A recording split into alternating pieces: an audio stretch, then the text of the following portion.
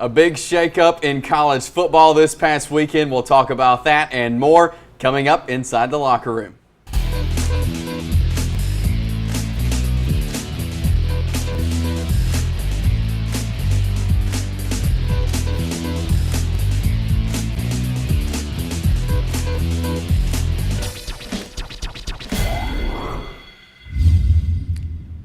And welcome into the locker room with Gerhard Mathagani. I'm Chase Robinson. Great show for you today, and let's start by talking with the Alabama Crimson Tide.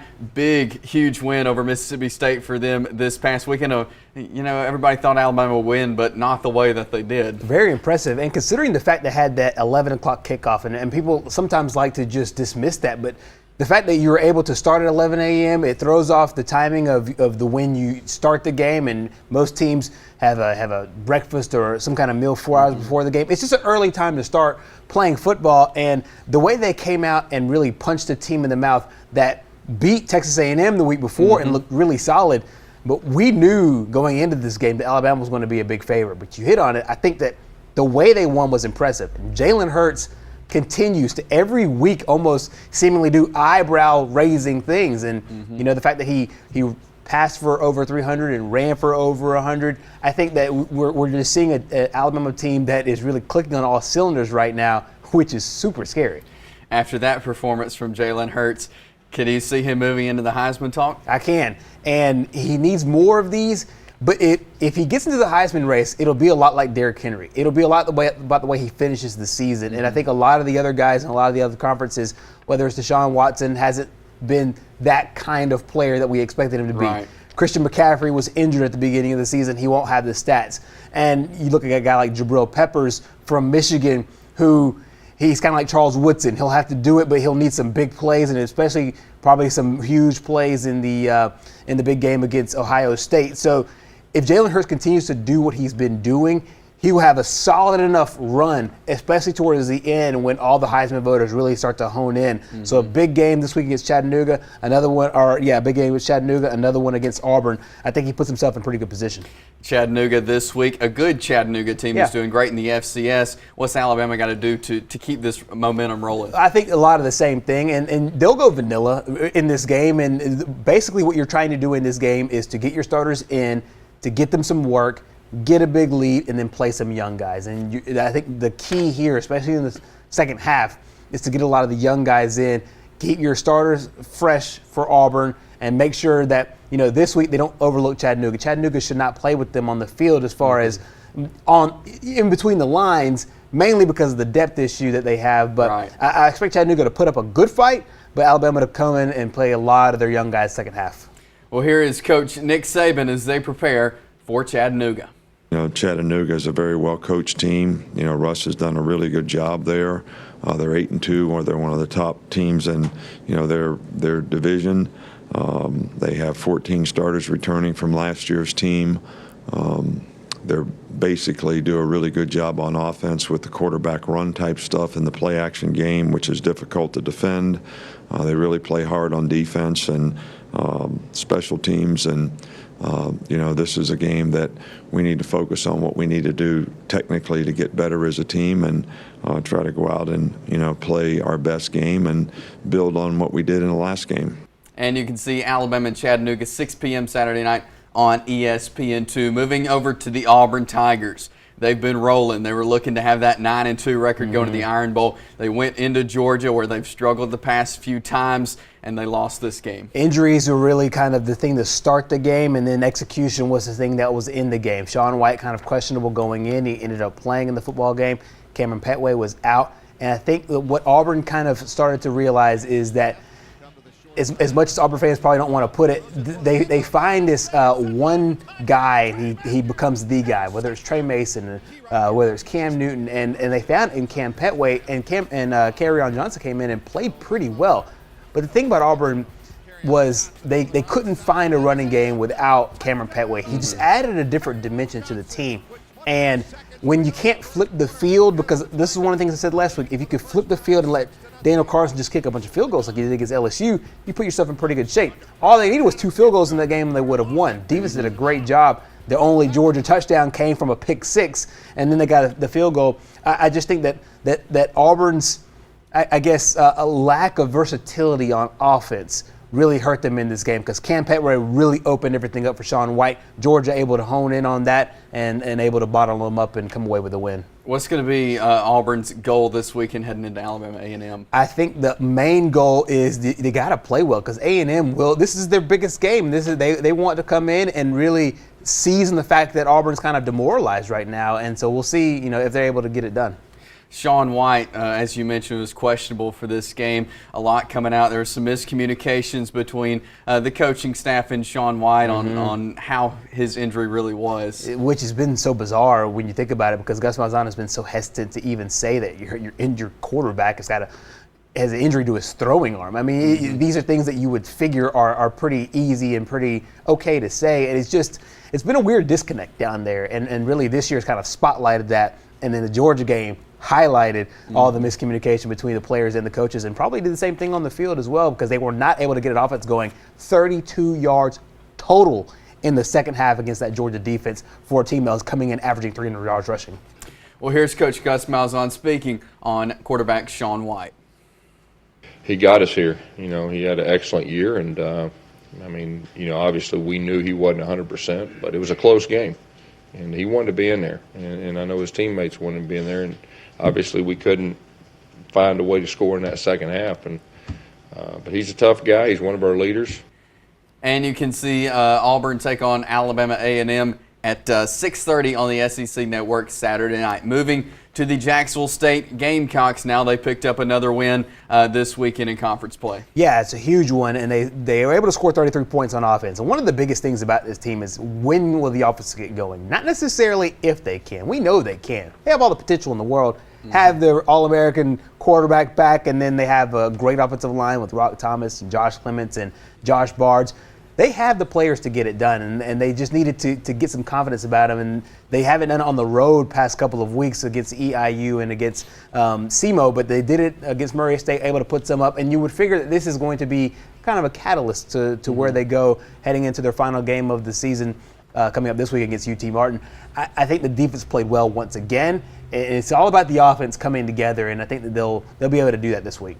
Now, this is the last home game for JSU, the last regular season game. How do you focus on this game and not, get ahead of yourself with the playoffs? Well, mainly because the way the schedule worked out is great for them, because Murray State comes into this game 6-1 in conference play.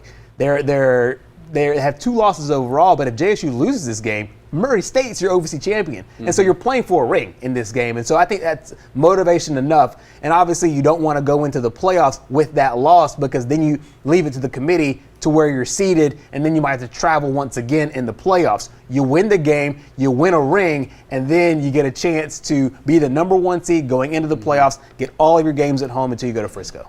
Well, here's Coach John Gross as they prepare for their final game of the season. It's easier to go, I think, where you've been before. My old high school coach used to say that. It's just hard to go where you had never been, So these guys know the road. They know what they got to do. They know the importance and how you got to play. And I think, and that comes from experience. And I think great teams find ways to raise their level of play in the playoffs. And this is a playoff game for us. And that's the way we're treating it. And you can see JSU take on UT Martin Saturday, 1 p.m. on ESPN3, where we're going to grab a timeout. When we come back, we'll talk some high school football playoffs. So stay with us here in the locker room. Back here inside the locker room, and it's time to talk some high school football. We're at round 3 of the state playoffs. We'll reach the final week of the Pigskin Roundup this week. It's hard to believe we're already at the season finale, round 3 of the playoffs. But we've got a huge one. It's a semifinal matchup in Class 7A, and that's the Gadsden City Titans hosting the Hoover Bucks. Miss Cleo comes to mind, the fortune teller on TV back in the day, because Mickey Shadrix has been calling this for the longest time about Gadsden City. They played a tough schedule early on, and they really found themselves about midway through the season. So they came into the playoffs with a 5-5 record. But you had a sense, if you were watching the team, that they had found something. You didn't know what that something was, and you didn't know how far it would take them, but you knew it was something. And you knew that if they continued to play the way they had been playing, especially on offense, because they were scoring on 40 points a clip, and defense was playing solidly as well, You knew that there was something there, and they finally clicked into it. And I think one of the biggest things was when they went to Mountain Brook and got a win. Then they had a rematch against a team that they played in the regular season and lost by 14 points in Hewitt-Trussville. Had that game at home the first time around, went to their place, and picked up a win in the second round to set up this semifinal matchup. I'm telling you what, I've been really, really impressed with what Coach Matt Scott and this Gadsden City team has done. They have found something, but they have a huge, huge game against the Hoover Bucks. The Hoover Bucks, they've been here many times. They've been multiple state championships. What's it going to take for Gadsden City? They haven't been in this position. Right. Yeah, this is a different Hoover team, though. And most teams that we associate with Hoover always comes down to the fact that they can score with just about any team in the state. 30 points a clip, 40 points a clip. This is a different Hoover team. They don't average a lot of points on offense, but they hardly give up any on defense. Gadsden City goes into this game, they're rolling on offense. So that'll be the matchup to watch out for. Can Gadsden City not only move the ball on the Hoover defense, but put the ball in the end zone or kick field goals? If they can, I think this game will be really interesting because Gadsden City is a team right now that's rolling on offense, and Coach Matt Scott, that's his forte on the offensive side. It'll be interesting to see how he draws it up against Josh Niblett and the Hoover defense. Well, we'll have that score as well, all of the others coming up this Friday night at 10:30 for our season finale of the Pigskin Roundup. Some other games involving local teams here in the Round 3 playoffs. Let's take a look here in Class 2A, Lafayette taking on Fife, and then in Class 3A, the final 4 teams in the north side are from right here in East Alabama. Yeah, it's really, really interesting. I'll touch on Fife for a second. That's your state champion. Let's just go ahead and put that out there. They're one of the best football teams in the state right now. Won it last year. They're rolling this year. I expect them to cruise against Lafayette. Now, in 3A, it's a matchup of teams that had played each other before this season. This is your number 1, 2, 3, and 4 seeds coming out of Class 3A Region 5. Ohatchee beat Randolph County in Week 3, 34-6. If you remember, you probably don't remember this far back, they had a rain delay. We haven't had rain probably since then, but there was a rain delay in that football game, kind of a weird arrangement of things that happened down in Wedowee. Ohatchee came back and won, but as we know, Randolph County has not lost since the Piedmont game. They've won 9 straight games. So this Ohatchee team, they had to treat this game like a completely different team because they are. They go into it thinking that it's an extension of game 1. I think they're in trouble. The Tigers will come out with a big win. Same thing with Piedmont. Piedmont beat Weaver pretty handily in the regular season, but Weaver is a team that's clicking right now as well. They have found some offense. They've scored 60-something points not too long ago. They've scored 40 points last week in a big road game to set themselves up in this one. I really kind of expect the number 1 and 2 seeds to win. By number 1 and 2, I mean Piedmont 1, Ohatchee 2, but this region won't surprise me at all if the 3 and 4 seeds, Randolph County and Weaver, come away with victories on the road. And let's move on now to Class 4A with 2 more local teams playing each other in Hoax Bluff and Cherokee County. Yeah, that's another big one. It's another rematch of a region game that was in the regular season, and another rematch of 2 teams that started the season off not great. Both teams started with losing records through the first 3 weeks, but they have also found something. Hoax Bluff came in 0-3, and Cherokee County obviously came in with a losing record to begin the season. Both teams are really hot right now. I think for Cherokee County, their thing is to not get down early. They have been getting down early in football games. Hoax Bluff is one of those teams that if you give them the lead, they'll pound you and they can hold the ball away from you. But I like Tyron Dupree and I like the Cherokee County offense, and I really, really like what Coach Mike Roberts is doing with Hoax Bluff. It'll be really interesting to see what happens over in center. Another team that's rolling is Handley as they go to Thomasville this week in Round 3. But Coach Larry Strain has done an incredible job down at Handley. And they're battle tested. Handley came out of a very, very, very tough region, so playing Thomasville will be nothing new to them. Thomasville is another team that we see in this region or in this stage of the playoffs just about every year. Going on the road to Thomasville will be tough, but if anybody can handle it, it's Handley. And then there you see that Hoover-Gadsden City game in Class 7A. And again, join us Friday night at 10:30 for all that information on the Pigskin Roundup. Pigskin Roundup banquet each and every year, and this year it is Monday, December 12th, and we've been talking about Auburn and their defense all season. We got Kevin Still, the defensive coordinator from Auburn. Yeah, he's a really smart mind, and I think he'll be an interesting guy to listen to as we crown our 2016 Pigskin Roundup All-Star team. That's Monday, December 12th at Word Alive. It really should be interesting for Auburn fans and really football fans alike to kind of parse the mind of somebody who's not a head coach and a CEO. He's more the guy that's in the trenches, in the film room. I think you'll be able to glean a lot of football knowledge. Absolutely. And another event it happens a couple days before that. It's some high school basketball. High school basketball season is underway for a lot of teams here in East Alabama. And we have got a load of games coming up on December the 10th at Pete Matthews Coliseum at JSU, starting out with Ohatchee and Asbury. And then we work all the way down to some games that really stand out to me: Cherokee County, Anniston, Alexandria, Oxford, White Plains, Talladega, and then those last two right there, great games. Yeah, and when you get to the end of the football season, you start to look for things to occupy your time, and it's high school basketball, and you'll have a pretty good window of time to check out a few of these teams before they play in those holiday hoops. And I really strongly urge sports fans to go out and check these teams out. But these are really interesting matchups. You mentioned Cherokee County and Anniston, kind of new teams without Joel Wester. Joel Wester for Cherokee County and the new coach for Anniston. Obviously with Gadsden City and Spain Park. Gadsden City playing a lot of tough games this season. And then with Sacred Heart and Mountain Brook. Sacred Heart has a Division I basketball player in Kevion Nolan, who's recently signed with Sanford, and Mountain Brook's contender for a 7A state championship just about every year. Should be an interesting day at Pete Matthews Coliseum. And all those games we live here on TV 24, so you can check that out on December the 10th, and we'll be getting you ready for that here as time moves on. We're going to grab another timeout. When we come back, we'll talk more college football. We'll have our playoff poll and pick six, so stay with us inside the locker room. Back here in the locker room, and a big shakeup in the world of college football this past weekend. We saw Clemson, Michigan, and Washington all go down. Yeah, this is one of the first times, I think 30 years was the stat, where you had three teams in the top five all lose in the same weekend. But we've come to expect this out of college football, and you knew this was coming. I didn't know it would be as huge as it is now. Right. And it's also different whenever the playoff committee rankings come out, because every week we've seen these huge changes. First Texas A&M, and then obviously with what we saw on Saturday. I've been super intrigued by it, and I like the committee coming out with these rankings because it puts a lot of pressure on teams, and we see the way they're bouncing back.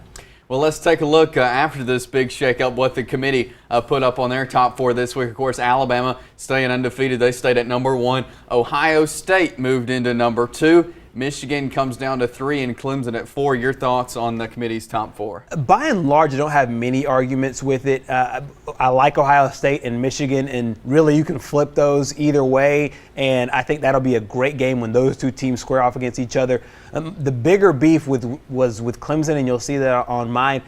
They just have not looked so far. When you consider the bulk of the way they've played this season, they just have not looked like the team that right now deserves to be in that top 4. And I wouldn't, as of today, reward them after losing a game, at home to Pittsburgh. I wouldn't reward them with a top 4 spot this week.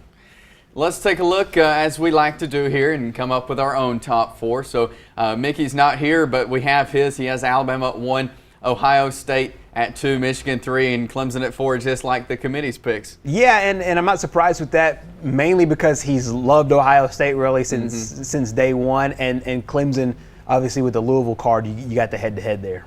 And Gerhard, here's your top 4. Yeah, and as you see, the major change is Louisville, and people want to first of all say, but what about the head-to-head? But one of the things that I think that I take into this right now is if those two teams squared off today, who would I like? And I would like Louisville by the way they're playing. I just think that Clemson has put themselves in a position where they barely squeaked by Auburn, they barely squeaked by Troy, a field goal, a chip shot field goal separated them from a second loss against NC State earlier this year. They allowed 43 points against Pittsburgh.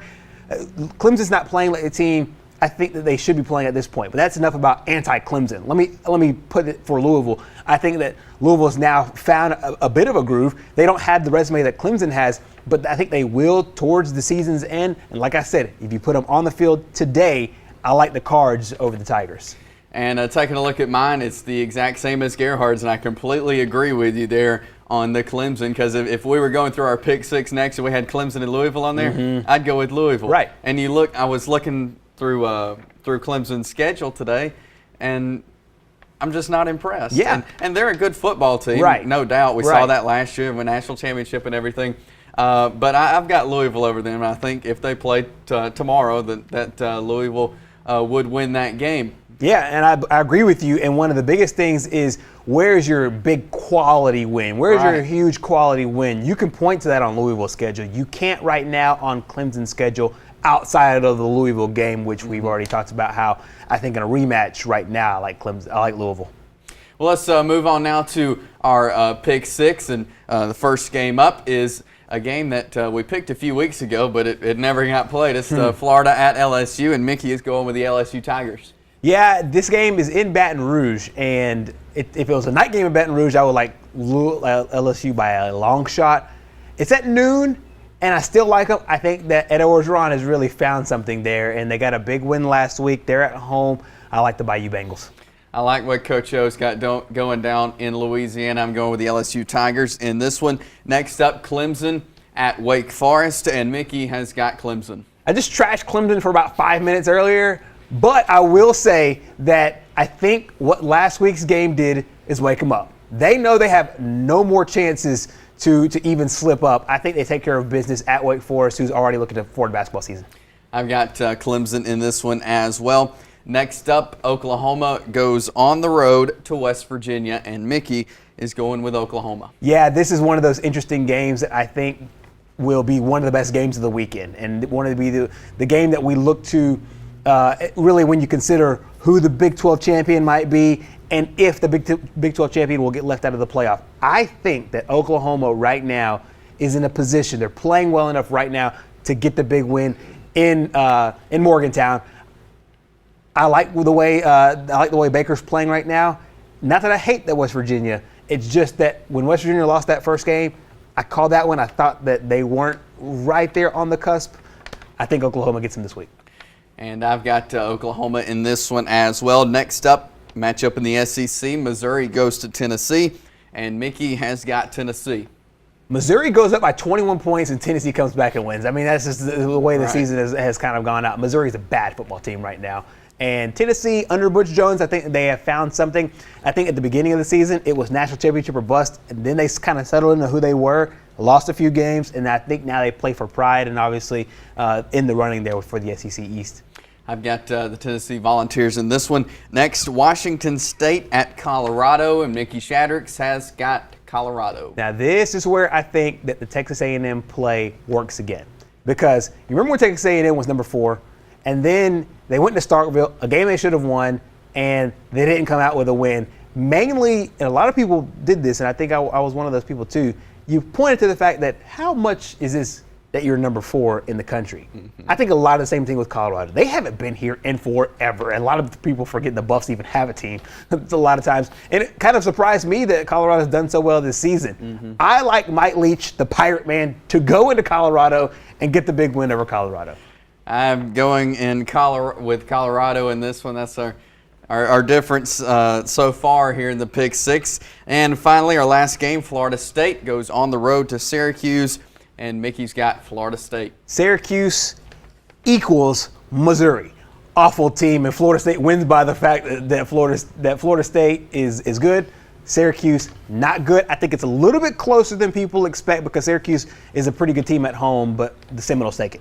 And I've got the Noles in this one as well.